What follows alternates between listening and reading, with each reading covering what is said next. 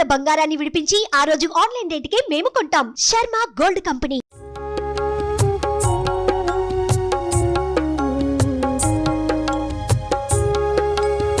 అందరికీ నమస్కారం.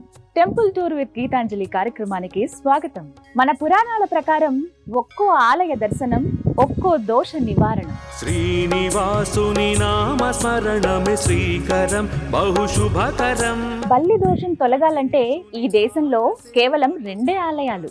అందులో ఒకటి సుప్రసిద్ధ క్షేత్రమైన కంచి, మరొకటి తెలంగాణలో ఉన్న కొడకంచి.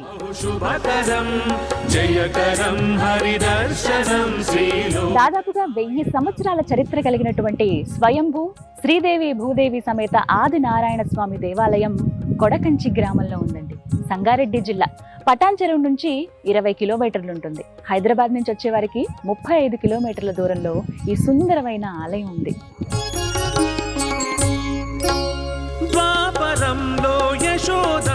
ఈ 2 ఆలయాల్లో మాత్రమే బంగారం, వెండి బల్లులుంటాయి.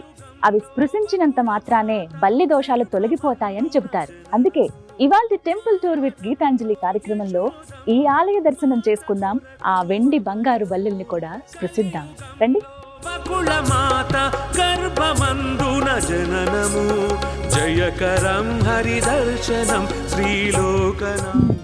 ఎప్పుడెప్పుడు ఆ స్వామిని చూద్దామా అని ఉంది. అయితే ఆలయంలోకి వెళ్లే కంటే ముందుగానే మొట్టమొదట మీరు ఇక్కడ ఎంటర్ అవుతున్నప్పుడే మీకు ఇంకొక ఆలయం కనపడుతుందండి ఎదురుగుండా. అక్కడ అతి పురాతనమైనటువంటి ప్రహరీ గోడలు మీకు కనిపిస్తాయి.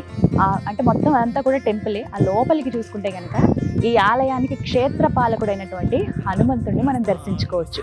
అలాగే ఆ శివయ్యని కూడా, నంది ఎదురుగుండా ఉండగా పెద్ద శివలింగాన్ని కూడా మనం దర్శనం చేసుకుని నమస్కరించుకుని ఆ తర్వాత ఆ ఆది నారాయణుని దర్శించుకోవాలి. మరి వెళ్దామా? రండి. క్షిప్రదత్తపురత్రయం త్రిదశైలయైరభివందితం చంద్రశేఖరమాశ్రయే మమ కిం కరిష్యతి వయ్యమః.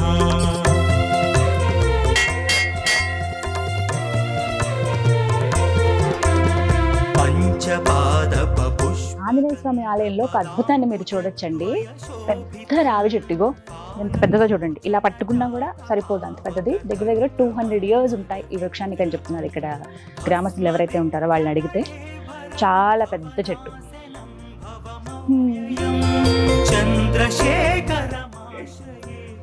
మనోజం మారుతి తెలియవేదం జితేంద్రియం బుద్ధిమతం వరిష్ఠం.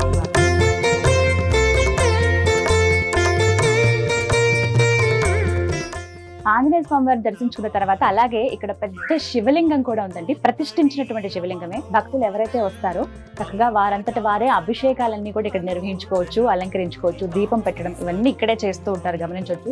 బుజ్జి వినాయకుడి విగ్రహం ఒకటి పెట్టారు. అలాగే శివయ్య ఎదురుగుండా నందీశ్వరులు.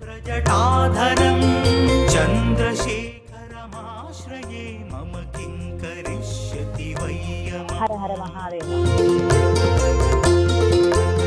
నమస్కారం అమ్మా. నమస్తే అండి. నమో నారాయణ. నమో నారాయణ. కార్తీక దామోదర. నమస్కారం. మీ పేరు? నా పేరు గంగాబాబు అండి. ఎక్కడి నుంచి వస్తున్నారు? పేరును కూడా.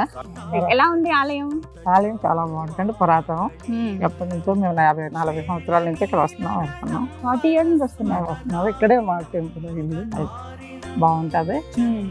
అన్ని దేవుళ్ళు ఉంటాయి. బంగారు బల్లి, ఎండు బల్లి ఉంది పైన. కంచిలో ఉన్నట్టు అని భావించి అందరూ ముట్టుకుంటారు. జయ శ్రీమన్నారాయణ. కార్తీక దామోదర శంకర్. కుండలీకృత కుండలీశ్వర కుండలం వృషవాహనం నారదాది. నమో నారాయణ.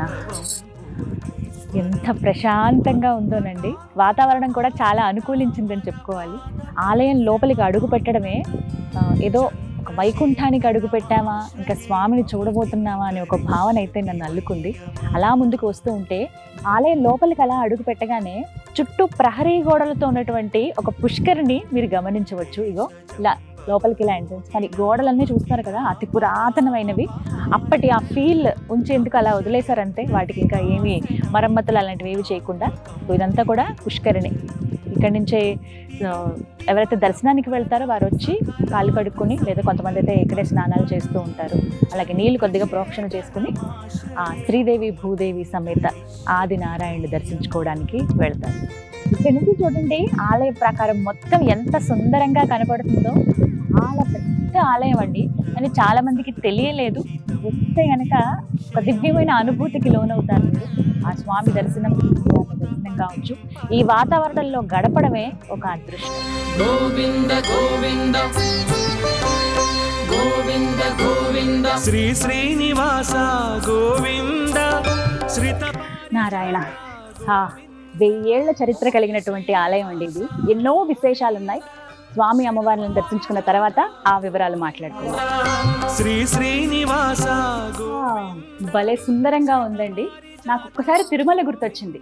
ఎందుకంటే నడకదారిలో వెళ్ళేటప్పుడు, శ్రీవారి మెట్ల ఎక్కేటప్పుడు మధ్యలో కొన్ని మండపాలు కనిపిస్తాయి మనకి.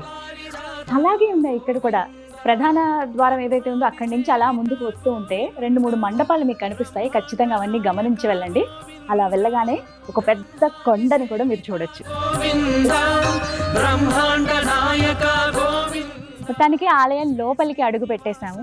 ఎంత సుందరంగా ఉందండి, అద్భుతమైన ప్రాకారాలు. ఆనాటి వైభవం కళ్ళ ముందు కనపడుతోందంతే. ఇక 1000 ఏళ్ళు గడిచింది కదా, అలా అలా కొంచెం పురాతనం అవుతూ వచ్చింది.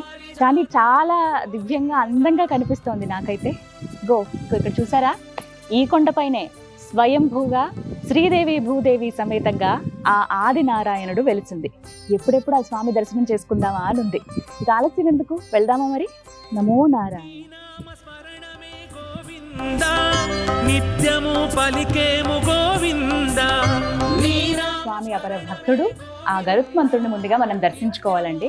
పై అంతస్తులో స్వామి ఉంటారు. కేవలం స్వామి కొలువై ఉన్నంత వరకు మాత్రమే ఆ కొండ మనకు కనిపిస్తుంది. అందుకే కిందగానే మనం గరుత్మంతుని దర్శనం చేసుకుని స్వామి దర్శనం బాగా జరగాలి అని ఆయన అనుమతి తీసుకుని పైకి వెళ్ళి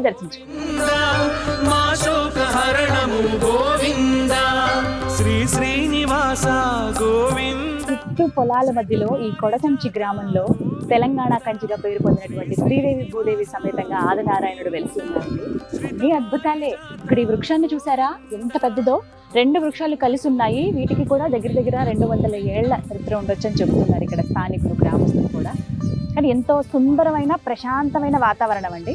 ఉదయం నుంచి సాయంత్రం వరకు అలా స్వామి దర్శనానికి వస్తే ఇక్కడే గడిపేయచ్చు. అలా ఉంటారన్నమాట. ఎవరైతే భక్తులు ఇక్కడికి వస్తారో వాళ్ళు స్వామికి దండం పెట్టుకుని ఇక్కడే పలహారాలు అవి వండుకుని ఇక్కడ భుజించి కూడా వెళ్తూ ఉంటారు. చూడండి, కొంతమంది ఆహారం అన్నమాట ప్రసాదాన్ని స్వీకరిస్తున్నారు.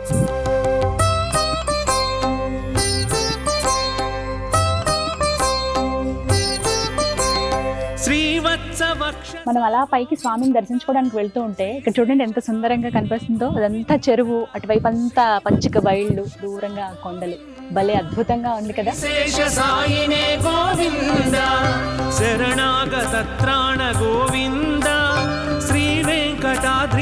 ఉత్సవాలప్పుడు స్వామి అమ్మవార్లను ఊరేగించే పల్లకి ఇదిగో.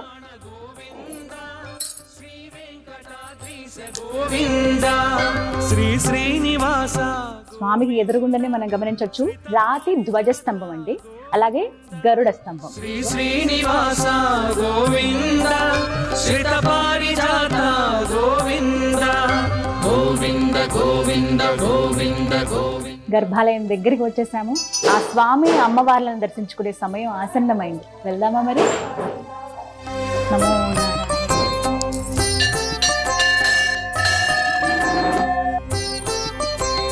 భక్తితో కొలిచేము గోవింద, శక్తి మా కందించు గోవింద. భక్తితో కొలిచేము గోవింద, శక్తి మా కందించు గోవింద. ముడుపు చెల్లిస్తాము గోవింద, ముక్తి ప్రసాదించు గోవింద. ముడుపు చెల్లిస్తాము గోవింద, ముక్తి ప్రసాదించు గోవింద. శ్రీ శ్రీనివాస గోవింద శ్రీత పారిజాత గోవింద. శ్రీ శ్రీనివాస గోవింద శ్రీత పారిజాత గోవింద గోవింద గోవింద గోవింద గోవింద.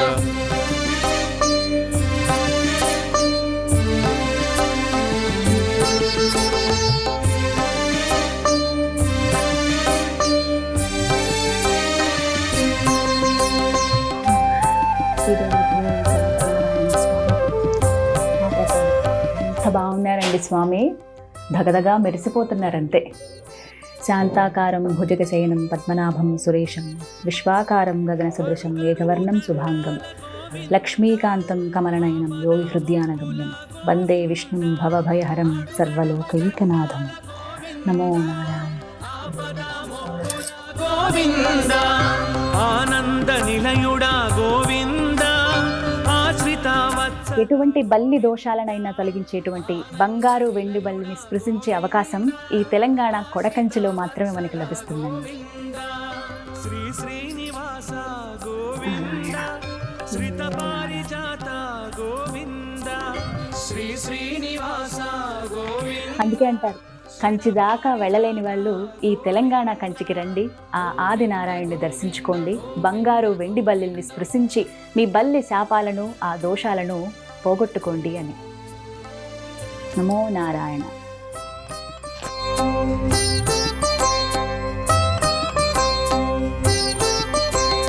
కస్తూరి తిలకమా గోవింద కారుణ్య నేత్రమా గోవింద. మనతో పాటు ఆలయ ఫౌండర్ అండ్ ట్రస్టీ రామాజీరావు గారు ఉన్నారు, వారితో మాట్లాడదాం. నమస్కారం అండి, అందరికీ నమస్కారం.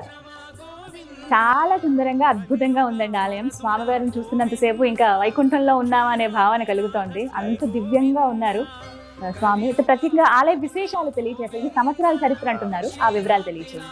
ఇప్పుడు కంచిలో ఏ రకంగా పడికట్టు ఉంటుందో ఈ దేవస్థానం అనగా అదే పడికట్టుగా అనాది నుంచి కూడా ఇప్పటి వరకు నడుచుకుంటూ వస్తున్నాం. అక్కడ ఉన్నటువంటి కంచిలో ఉన్న ఏదైతే బల్లులు ఉంటాయో అక్కడ కంచి చూడని వాళ్ళు కొడకంచికి వచ్చి చూస్తే కడకంచి అంటే లాస్ట్ ఇక్కడ చూసుకుంటే పుణ్యం ఉంటారు. కడకంచి పేరు. ఈ కడకంచిలో చూసుకుంటే ఇక బల్లి దోష నివారణ. ఇంకోటి ఏంటంటే ఇక్కడ సంవత్సరాంతంలో బ్రహ్మోత్సవాలు అత్యంత వైభవంగా జరుగుతాయి. మాఘమాసంలో ప్రతి ఏడు ఎన్ని రోజుల పాటు జరుగుతాయి? ఇప్పుడు 10 రోజులు బ్రహ్మోత్సవాలు. సంవత్సరాంతంలో వైశాఖ పౌర్ణమి నాడు సేవ, దసరా ఉత్సవాలు, అట్లే ధనుర్మాసం, గోదా కళ్యాణం ఇక్కడే జరుగుతాయి. మీరు ఎన్నేళ్లుగా ఉన్నారు? ఇప్పుడు నేను 36 సంవత్సరాల నుంచి ఈ దేవస్థానానికి మెయింటెనెన్స్ చేసుకుంటూ వస్తాను. ఇక్కడ ఊర్లో ఈ చుట్టుపక్కల ఎక్కడికైనా సరే ఇక్కడ ఎక్కువ వస్తూ ఉంటారు కదండి. ఈ మధ్యన భక్తులు ఎక్కువ తెలుస్తోంది అందరికి. ఇంకా అందరికి తెలియాలి, ఇక్కడికి రావాలి, స్వయంభూగా వెలిసారు స్వామి, ఆయన్ని దర్శించుకోవాలనేదే మా తాపత్రయం కూడా. అసలు ఎంత బాగుందంటేనండి వాతావరణం, చుట్టూ పొలాల మధ్యలో ఉండడం, ఈ చెరువు ఒకటి చాలా అందం. ఇంకా పేరే దేవుని చెరువా? ఆహా, అంతా ఈ స్వామిదే అన్నమాట మొత్తం ఇక్కడంతా కూడా. చెరువు మాత్రం మా హ్యాండ్ వల్ల ఉంది, దాన్ని మేము యాక్షన్ పెట్టి మొత్తం ఎంత అండి ఇది? ఎంత ఎకరాలు ఉంటుంది చెరువు? ఇక్కడ ఆలయ ప్రాంగణం అంతా 3-4 ఎకరాలు ఉంటుంది. 3-4 ఎకరాల్లో విస్తరించింది.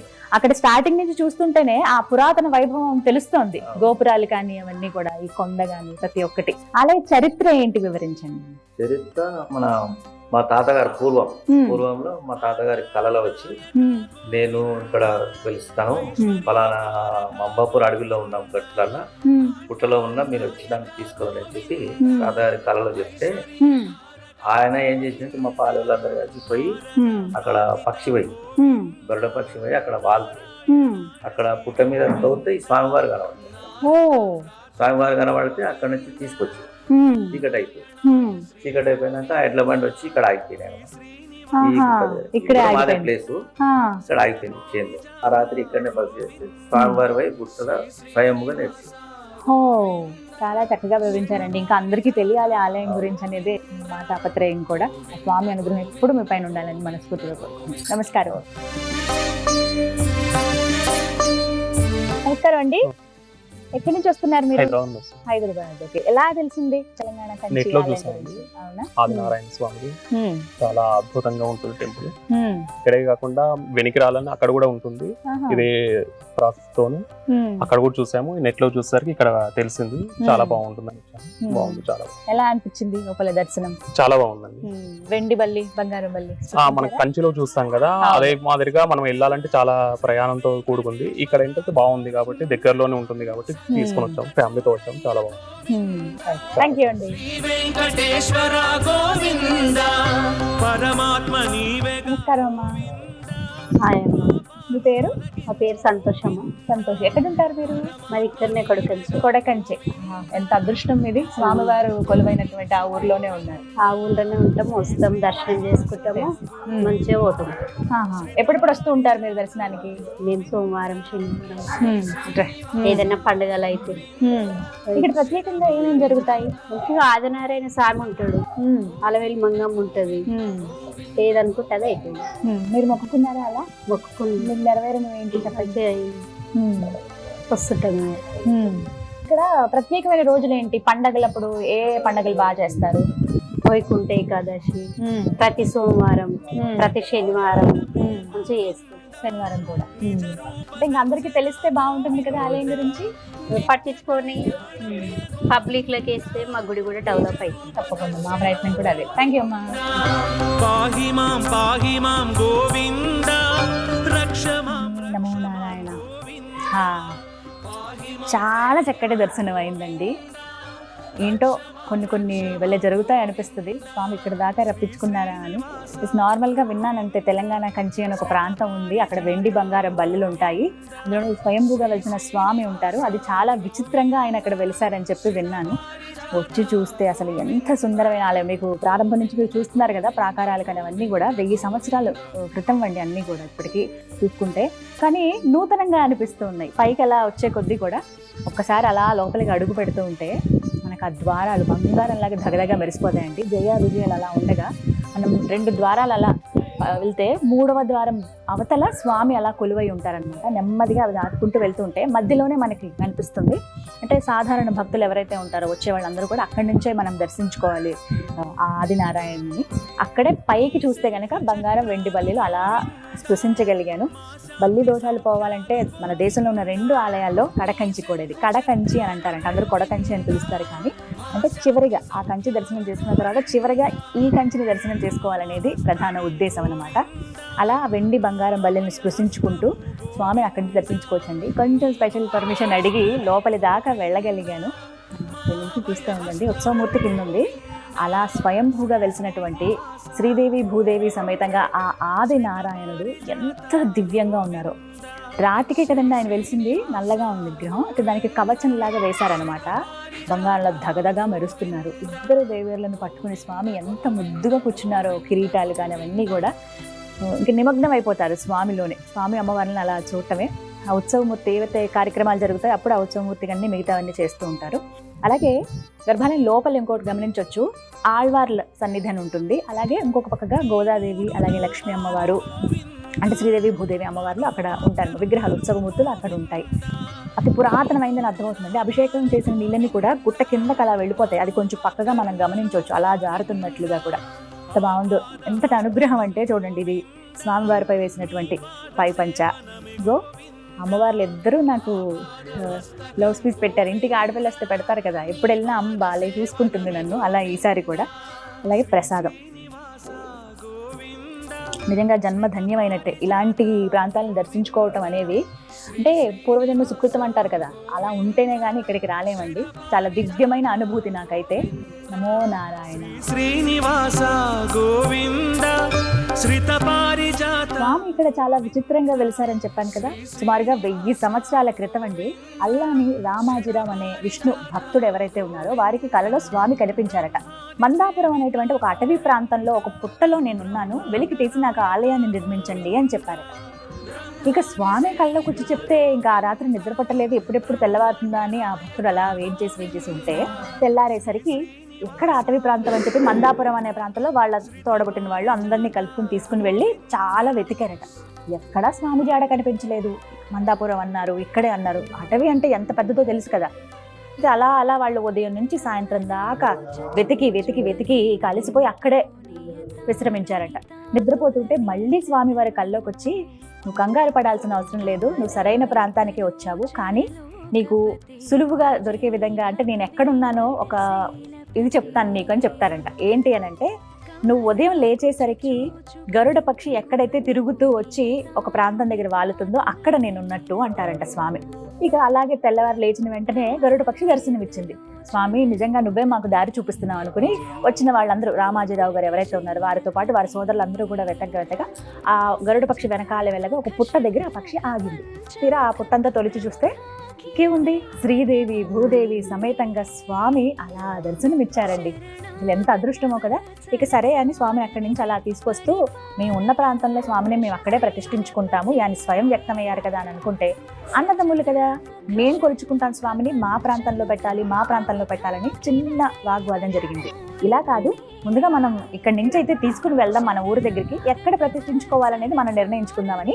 అప్పట్లో అంతా ఎద్దుల బండిలే కదా, అవే కదా వాహనాలంటే. ఎద్దుల బండి మీద పెట్టుకుని అలా స్వామిని తీసుకువస్తూ ఉండగా చీకటైపోయింది. ఇక అంత రాత్రిపూట అడవిలో వెళ్ళటం అనేది సమంజసం కాదనుకుని ఇంకా వెళ్ళలేరు కదా, అందుకు ఒక దగ్గర ఆగి వాళ్ళు ఇంకా అక్కడే పడుకుని ఉదయం లేచి వెళ్దాం అనుకునేటప్పటికి అందరూ విశ్రమించారు. పొద్దున్న లేచి చూసేసరికి స్వామి బండి మీద లేరట. ఇదేంటి విగ్రహం ఏమైందని చూస్తే కొండ పైన ఆయన వెళ్ళి అలా కూర్చున్నారు.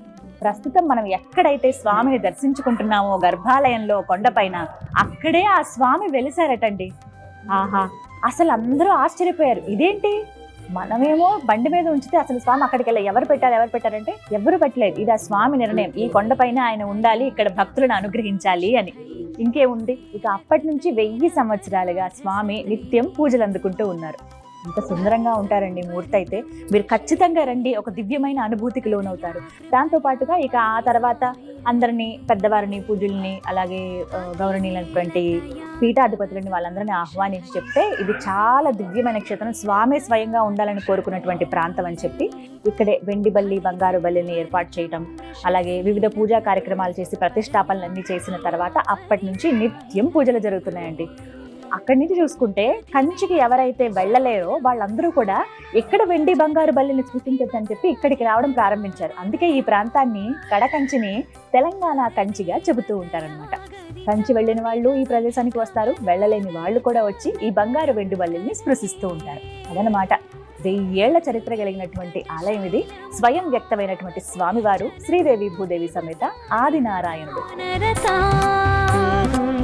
తెలంగాణ కంచిగా పేరు పొందినటువంటి కడకంచి గ్రామంలో స్వయం వ్యక్తమైనటువంటి శ్రీదేవి భూదేవి సమేత ఆదినారాయణ స్వామివారి ఆలయ వేళలు ఉదయం 6 గంటల నుంచి మధ్యాహ్నం 12 గంటల వరకు, ఇక సాయంత్రం 4 గంటల నుంచి రాత్రి 7:30 గంటల వరకు తెరిచే ఉంటుందండి. మీరు చక్కగా వచ్చి దర్శనం చేసుకోవచ్చు. స్వామికి నిత్యం ధూపదీప నైవేద్యాలు జరుగుతూనే ఉంటాయి. శ్రీదేవి భూదేవి సమేత కొడకంచిలో వెలిసినటువంటి శ్రీ ఆదినారాయణ స్వామి వారికి ఎంతో వైభవంగా బ్రహ్మోత్సవాలు జరుగుతాయండి మాఘమాసంలో. అలాగే కార్తీక మాసం, శ్రావణ మాసం, ప్రత్యేకించి ధనుర్మాసాలలో విశేషమైన పూజలు జరుపుతూ ఉంటారు. స్వామి అమ్మవార్లకు రథోత్సవం కూడా చాలా వైభవంగా జరుగుతుందండి. భీష్మ ఏకాదశి రోజున ఇప్పుడు మీరు చూస్తున్నారే ఈ రథం, ఇందులోనే స్వామివారు ఊరేగుతారు అమ్మవార్లతో సమేతంగా. శ్రీదేవి భూదేవి సమేతంగా ఆ ఆదినారాయణుడు కొలువైనటువంటి ప్రతి ప్రాంతం ఎంతో సుభిక్షంగా ఉంటుందండి. ఉదాహరణకి తిరుమల కావచ్చు, సింహాచలం కావచ్చు, అన్నవరం కావచ్చు, ఈ కడకంచి కావచ్చు. స్వామి ఎక్కడున్నా అంతే కదా. నాకెందుకో ఆ ప్రాంతాలకు వెళ్ళినటువంటి భావనే కలిగింది తెలంగాణ కంచిగా పేరు పొందినటువంటి ఈ కడకంచి గ్రామంలో ఉన్న ఈ స్వామి సన్నిధికి వచ్చినప్పుడు. ఇక్కడ స్వామి కూడానండి కంచి క్షేత్రంలో వరదరాజస్వామి ఏ విధంగా అయితే కొలువై ఉంటారో అదే విధంగా మనకి కనిపిస్తారు. అయితే ప్రత్యేకంగా 2 దేవేరులను ఇలా దగ్గరికి పట్టుకున్నట్టుగా స్వామి మనకి దర్శనమిస్తారండి. చాలా దివ్యమైన ఆలయం.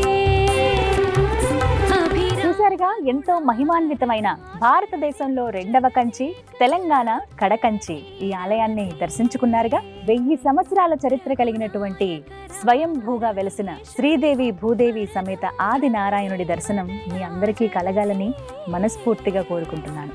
తప్పక ఈ ఆలయాన్ని దర్శించండి, ఆ స్వామి అమ్మవార్ల అనుగ్రహాన్ని పొందండి.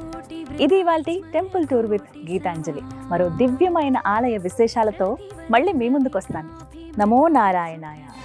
గోవింద గోవింద గోవింద గోవింద శ్రీ శ్రీనివాస గోవింద.